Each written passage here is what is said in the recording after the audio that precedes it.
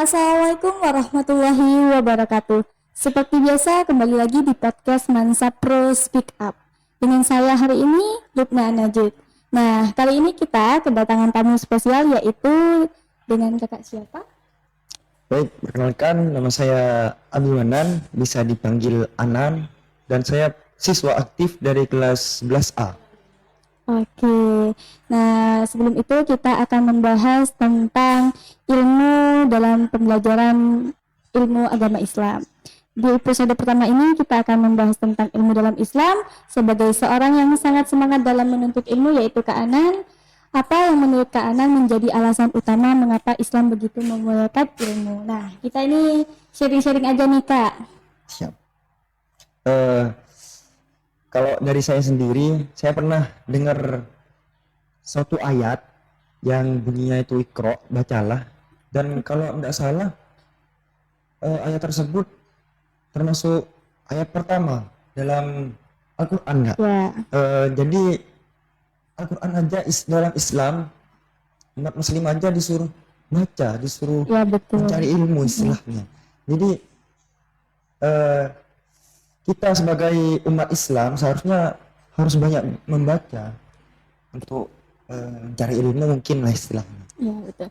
Bisa sedikit jelasin nih Kak, bagaimana ilmu dapat mempengaruhi keimanan dan praktik ibadah seorang muslim? Bisa sharing-sharing dikit nih. Kalau dari saya juga belum tahu apa-apa, tapi ya bisa lah bagi Iya. sedikit. Kalau dari saya, bagaimana ilmu dapat Mempengaruhi. mempengaruhi keimanan dalam praktik Praktik ibadah ibadah. seorang muslim. Iya, betul. Dari saya, menurut saya ilmu itu seharusnya ilmu yang bermanfaat itu harus yang apa ya istilahnya ya, yang bisa dibagi lah istilahnya, bisa dicontohkan ke masyarakat lah istilahnya. Ya, Nah, ada juga yang mengatakan, istilahnya mengatakan seseorang yang mempunyai ilmu pasti mempunyai adab, betul. pasti mempunyai moral, Iya. dan orang yang mempunyai moral pasti ada ilmunya. Tapi yang pernyataan yang pertama ini agak saya tidak menerima, Kak. Kurang serak Iya, ya, Kak, kurang ya? serk. Kurang Karena seraknya itu di mana Kak? ada pernyataan orang yang berilmu pasti sudah ada adabnya, Ya. sudah ada moralnya, sudah ada karakternya. Padahal orang yang berilmu belum tentu punya moral. Betul. Sebaliknya seperti itu. Ya, sebaliknya seperti itu. Kalau kata saya sendiri, orang yang mempunyai moral, yang mempunyai adab pasti sudah berilmu. Soalnya kita lihat contohnya padi, banyak yang mengartikan ilmu padi, Kak. Oh ya, Itu betul. benar-benar bagus itu. Ilmu padi, Kak, tetap menunduk meskipun ya nggak tahu.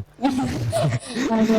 Kak Anan kan sebagai anak modern nih atau Gen Z nih, tantangan yang lumayan berat bagi Kak Anan sebagai umat muslim dalam menuntut ilmu di zaman modern ini gimana Kak?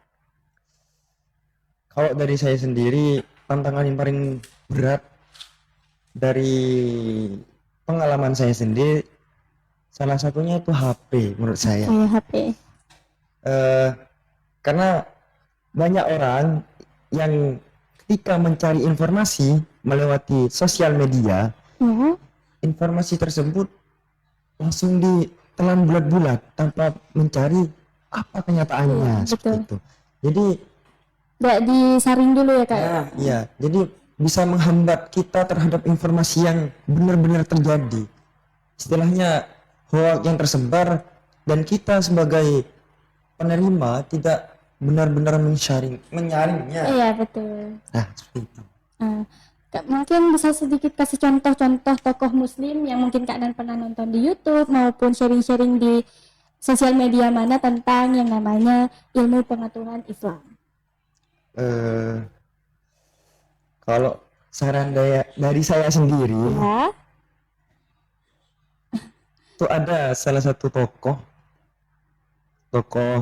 bisa bisa disebut juga tokoh agama, Ya, tapi bukan cuman hal tokoh agama saja, melainkan yang lainnya Kak. ya Nah, mungkin bisa, umum lah istilahnya. ya.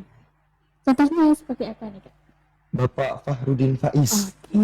tuh, wah, kalian kalau emang ingin bijak, ingin pintar dalam perihal public speaking Betul. dan ingin belajar filsafat, politik ataupun agama, kalian bisa itu lihat Bapak Fahrudin Faiz, itu emang the best ya. Nanti bisa ditanyain ke Kak Ananya YouTube linknya itu yang mana. Nah, oke, gimana sih Kak caranya menyeimbangi yang namanya antara kehidupan ilmu duniawi dan uhari dalam kehidupan sehari-hari? Menurut Kak Anan ini gimana nih? Kalau dari saya sendiri, antara ilmu duniawi dan ilmu duniawi dan Uhari, ukhari atau akhirat ini ya, itu sudah benar-benar nyambung kata saya. Kita contohnya saja, kita dari rumah untuk ke sekolah untuk mencari ilmu, betul. itu kewajiban kita sebagai murid. Nah, otomatis kalau kita sudah menerapkan ilmu duniawi di dalam diri kita, pasti akhirat juga ikut, Kak. Betul. Nyambung nih ya Kak, ya, dari Iya. duniawi sama akhirat. Oke, nah, Kan kalau kita mengerjakan kewajiban kita kan dapat pahala. iya betul. Berarti nyambung. Nyambung Jadi, sama itu. Oke. kalian baik, ya udah jalanin aja. Jangan Selagi- berselebet. Ya, jangan berselebet. Oke, mungkin bisa sedikit kasih pesan nih Kak yang dapat Kak Anan sampaikan ke generasi muda maupun siswa-siswi Mansapro tentunya dalam generasi muda tentang pentingnya menuntut ilmu dalam agama Islam. Kalau dari saya sendiri, antara ilmu dan agama itu sudah harus benar-benar kita kejar. Betul. Kita mengejar ilmu karena sudah tuntunan dari agama, Ya.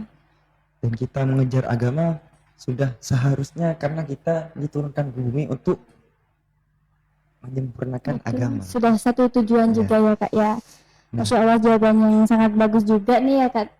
Memang benar ilmu adalah cahaya yang menerangi hati dan pikiran kita terutama anak modern maupun Gen Z.